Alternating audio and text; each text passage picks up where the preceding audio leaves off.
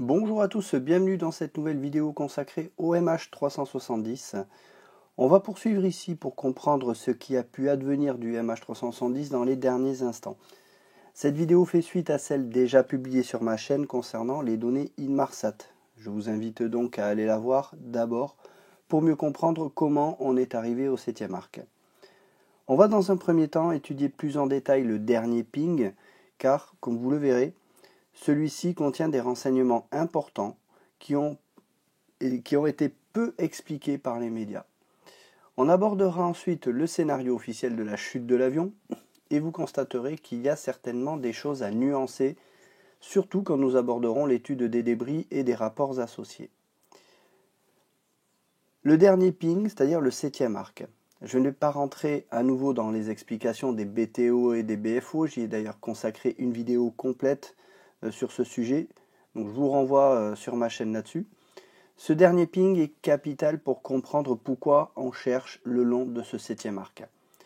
Pourquoi ce dernier ping est-il si spécial par rapport aux autres?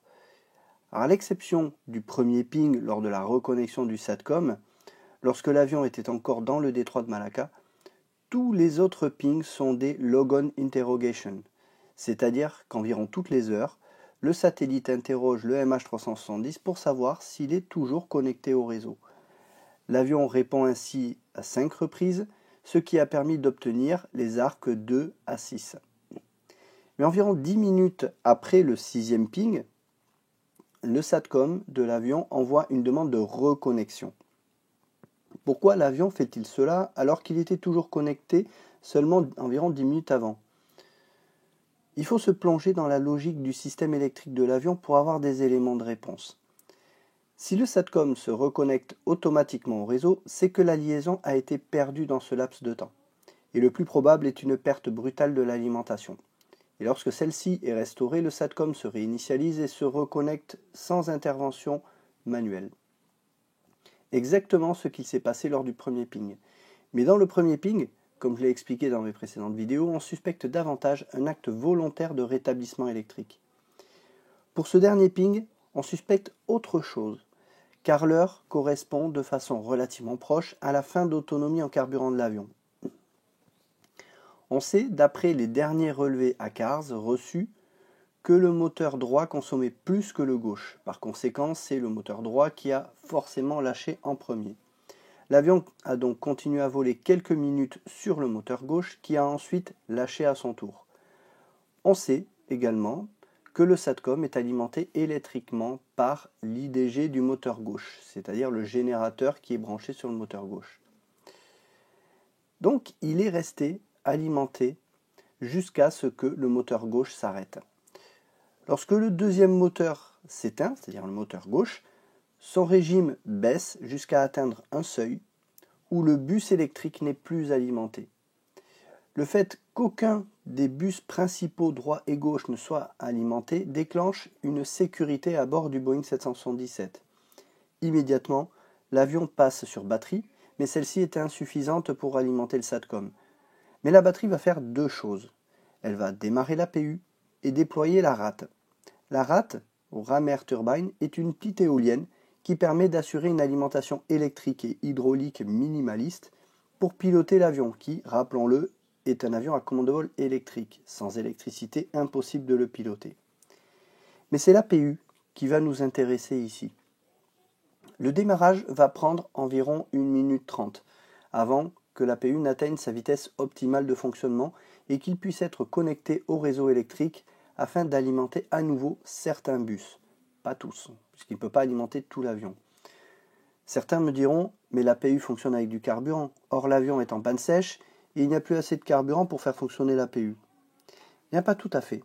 Les enquêteurs de la TSB ont déterminé la quantité de carburant dans le conduit de l'APU qui prend son carburant sur le réservoir de l'aile gauche. Et ils ont déterminé un temps de fonctionnement possible rien qu'avec ce carburant contenu dans les tuyaux. Alors dans mon ouvrage, j'émets toutefois quelques réserves sur cette durée que je considère un peu trop optimiste. Il est très difficile de déterminer avec certitude cette durée.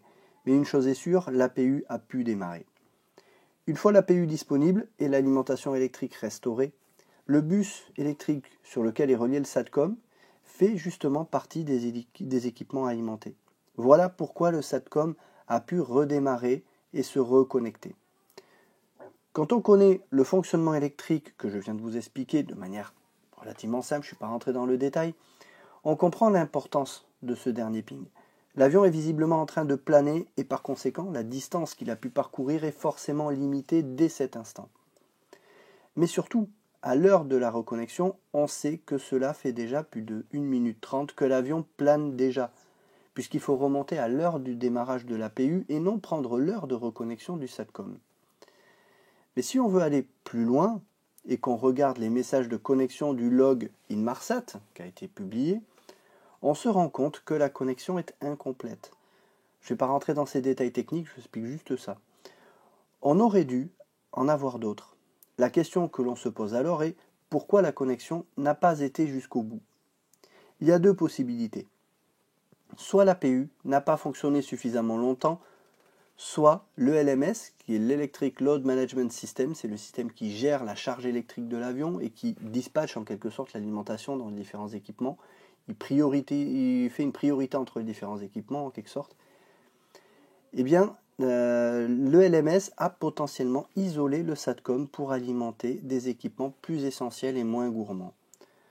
Alors, on ne peut pas répondre avec certitude à cette question. Je ne vais pas rentrer davantage dans les détails là-dessus, mais j'espère que vous comprenez qu'il y a des questions auxquelles on ne peut pas répondre même encore aujourd'hui. Revenons à notre avion qui plane. Cette information déduite du 7e ping est une information majeure. On devrait pouvoir déterminer la distance que peut parcourir l'avion en planant donc. Eh bien ce n'est pas aussi simple, car il y a deux hypothèses à privilégier. Soit il n'y avait personne aux commandes, et donc dans ce cas on peut reproduire en théorie au simulateur le comportement de l'avion. Soit quelqu'un pilotait l'avion et auquel cas l'avion a pu parcourir une plus grande distance car le pilote a très bien pu voler à la bonne vitesse pour pouvoir planer le plus longtemps et le plus loin possible. Il faut bien comprendre qu'au début des recherches, les enquêteurs ont dû faire un choix car ce paramètre était déterminant pour délimiter une zone de recherche. Et ils ont choisi de prendre l'option de personne aux commandes. Personnellement, je ne suis pas en accord avec ce choix, mais je le comprends. Ce choix permettait à Boeing de tester en simulateur comment l'avion se comporterait dans une telle situation, afin de voir la distance maximale au-delà du 7e arc que l'avion aurait pu parcourir. De cette manière, la zone était plus restreinte et donc plus aisément explorable, et donc avec un budget plus facile, même si ça reste très cher. La trajectoire obtenue par Boeing montrait une descente en spirale dans laquelle la vitesse augmentait jusqu'à un impact à grande vitesse. Plusieurs tests ont été effectués. Vous savez, plusieurs trajectoires qui ont été testées. Pourquoi l'avion partait-il en spirale au lieu de continuer en ligne droite? C'est une question qu'on m'a souvent posée. Car lorsque le dernier moteur s'est arrêté, la gouverne de direction était braquée à gauche pour compenser la dissymétrie du moteur droit qui était éteint juste avant. C'est un dispositif qui s'appelle la TAC, la Thrust Asymmetry Compensation. Mais quand l'alimentation électrique en provenance du moteur gauche a été coupée, la TAC est restée bloquée dans sa dernière position et donc la gouverne de direction était légèrement braquée à gauche. Cela a créé un lacet à gauche, associé à un roulis induit à gauche, et l'avion a donc basculé sur la gauche, l'amenant dans un piqué toujours plus prononcé et augmentant la vitesse. Tout ceci est parfaitement expliqué dans les rapports officiels et je suis parfaitement d'accord sur la viabilité du comportement de l'avion là-dessus. Mais là où je ne suis pas d'accord, c'est sur le personne aux commandes. Et si quelqu'un avait réellement piloté l'avion à la fin? Inconcevable pour certains qui refusent de voir un scénario de quelqu'un qui voudrait se suicider en faisant amérir l'avion. Et pourquoi cela ne serait-il pas possible? Parce que quand je regarde les débris et que je fais ma propre analyse, l'hypothèse d'un crash à grande vitesse ne me convainc pas. Dans mes précédentes vidéos, j'ai souvent défendu les autorités sur le fait qu'elles n'avaient pas caché le demi-tour, notamment pendant 5 jours, comme certains le disent. Pour autant, cela ne veut pas dire que je suis en accord avec tout ce qu'ont pu dire les officiels. On ne peut pas comprendre l'échec des recherches si on n'explique pas ce que je viens de vous détailler ici. Et encore, l'explication est quand même bien simplifiée. Je ne rentre pas dans les détails techniques trop. Mais on se doit aussi d'essayer d'avoir un œil différent tout en étant pragmatique sans aller jusqu'à hurler au complot et tomber dans des théories extrêmes. On va maintenant parler un peu des débris. Alors, les campagnes de recherche aérienne n'ont jamais permis de détecter le moindre débris pendant plus d'1 mois. Certains y voient la preuve que l'avion n'a jamais été dans l'océan Indien, mais ces personnes font l'impasse sur une analyse sérieuse des données Inmarsat, car il était évident depuis le début que ces recherches seraient très difficiles. Autre paramètre à prendre en compte, la dérive des débris. Il faut imaginer que si on cherche des débris à une vingtaine de jours après un crash, qui aurait lieu par exemple à Marseille, ce n'est pas à Marseille qu'il faudrait chercher des débris, mais plutôt vers Paris, pour vous donner un ordre d'idée. Prenez cela à l'échelle de l'océan Indien et vous aurez une petite idée de la complexité de l'affaire. C'est facile d'avoir des théories du complot, mais encore faut-il regarder les éléments dont on disposait à l'époque pour se rendre compte de l'ampleur de la tâche. Le premier débris a été récupéré sur l'île de la Réunion. Il s'agit du très médiatisé Flaperon. Celui-ci a fait couler beaucoup d'encre, notamment sur son authentification. Polémique sur la plaque d'identification manquante. Pour moi, cette polémique est un faux problème pour plusieurs raisons. Que la plaque ait pu se décoller à l'impact ou après plusieurs mois passés en mer, je n'y crois pas trop. À l'endroit où certains affirment que cette plaque aurait dû se trouver, il n'y a aucune trace, comme s'il n'y en avait jamais eu. Tous les flaperons de 777, et notamment les premiers sortis d'usine, avaient-ils une plaque à cet endroit? Je ne suis pas en mesure de répondre à cette question. Ensuite, le fait qu'un numéro ait pu être retrouvé dans des documents du constructeur CASA à Séville et que celui-ci avait été noté à la main n'est pas non plus la preuve d'une falsification. Pour moi, il n'y a pas 36 000 flaperons qui ont atterri dans l'océan Indien, donc son origine ne fait pas de doute. Je ne parle même pas de ces personnes qui considèrent que les débris ont pu être volontairement déplacés à cet endroit. Moi, ce qui m'intéresse dans ce flaperon, c'est ce qu'il peut raconter. Et c'est pourquoi j'avais fait une analyse personnelle des dégâts pour essayer de voir ce que je pouvais en tirer. Car à l'époque, on n'avait aucun rapport. Le rapport de la DGA, qui avait récupéré la pièce, ne serait publié qu'en 2019 lors du rapport final malaisien. Là encore, certains y voient une volonté de cacher des choses sur le fait d'avoir autant attendu pour le publier. Et pourtant, ce qu'il laisse entendre n'a jamais été repris par les médias. Dommage, car comme vous allez le voir, il va supposer exactement ce que je disais dans la première version de mon ouvrage en 2017. La première chose qui frappe quand on regarde le flaperon, c'est toute la partie arrière, que l'on appelle le bord de fuite, qui a été arraché. Plusieurs théories ont supposé que le flaperon avait vibré tellement lors du piqué final que le bord de fuite se serait arraché sous les contraintes aérodynamiques, puis que le flaperon entier se serait arraché de l'aile. Cette théorie ne m'a jamais convaincu pour plusieurs raisons. D'abord, avec l'APU en fonctionnement, mais aussi la rate, le flaperon restait alimenté hydrauliquement. Il n'avait donc aucune raison de vibrer.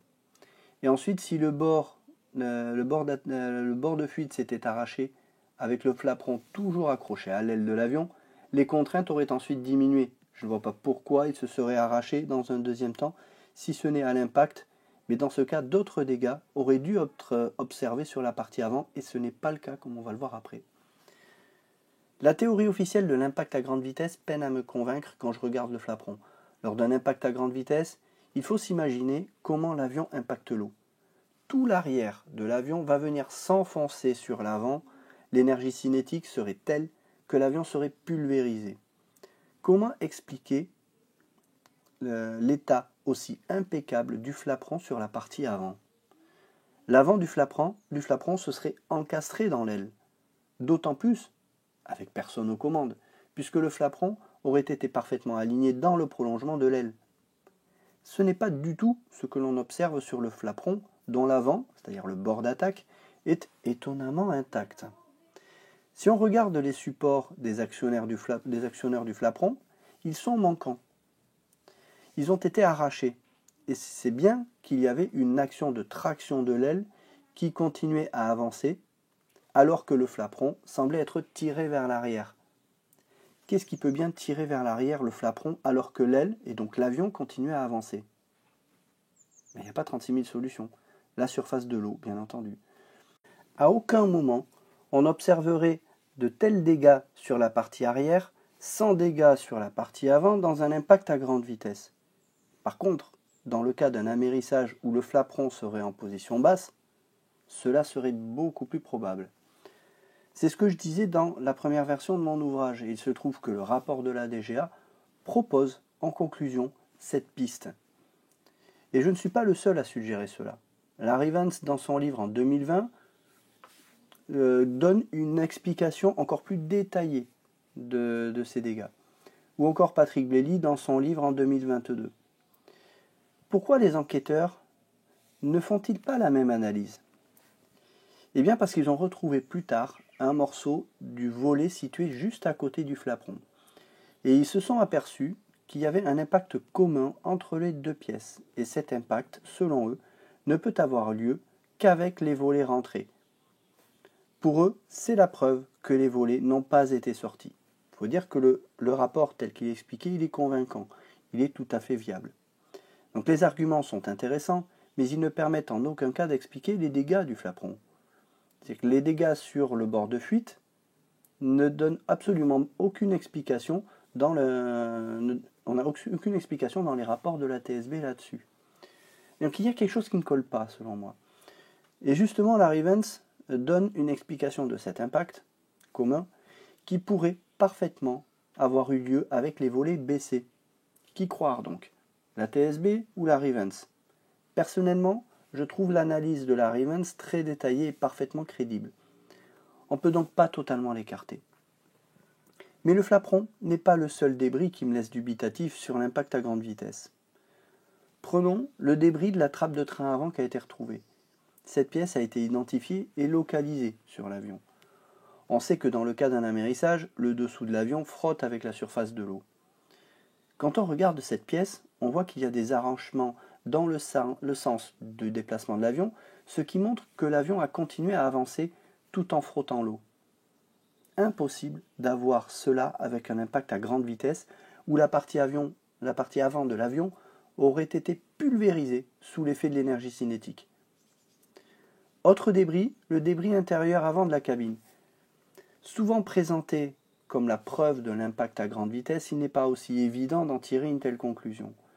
Le débris de cloison intérieure venant de l'avant de l'avion a parfaitement pu être arraché lorsque l'avion s'est disloqué à l'amérissage. Quand je parle d'amérissage, ça ne veut pas dire que l'avion a fini intact. Il a très bien pu se disloquer au niveau du fuselage en plusieurs endroits. De même que le débris de siège, dont on ne peut déterminer s'il vient de l'avant ou de l'arrière de l'avion.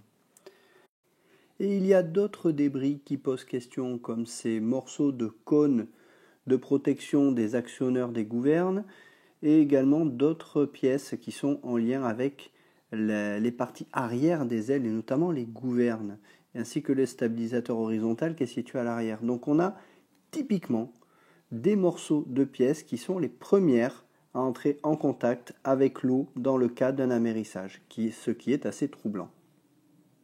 Les éléments attestant l'impact à grande vitesse sont selon moi insuffisants pour en tirer de quelconque certitude. Mais un autre élément vient, là encore, selon moi, corroborer ce que je pense. C'est l'échec des explorations sous-marines. Souvenez-vous, j'ai dit précédemment que la zone avait été définie en prenant comme hypothèse personne aux commandes. L'avion n'est donc pas aussi proche du 7e arc que ce que les enquêteurs pensaient. Quels sont les enseignements que l'on peut tirer de l'échec de ces explorations ? Il y a 3 choses. Soit on a raté la détection dans la zone, soit on reste encore sur l'hypothèse de personne aux commandes et on continue à chercher plus au nord, le long du 7e arc, soit on revoit l'hypothèse et on considère qu'il pouvait y avoir quelqu'un aux commandes. Étudions un peu brièvement chacune de ces possibilités. Tout d'abord, le fait qu'on ait pu rater la détection dans la zone. C'est ce que laisse entendre Richard Godfrey, dont l'étude donne une position en plein dans la zone déjà explorée.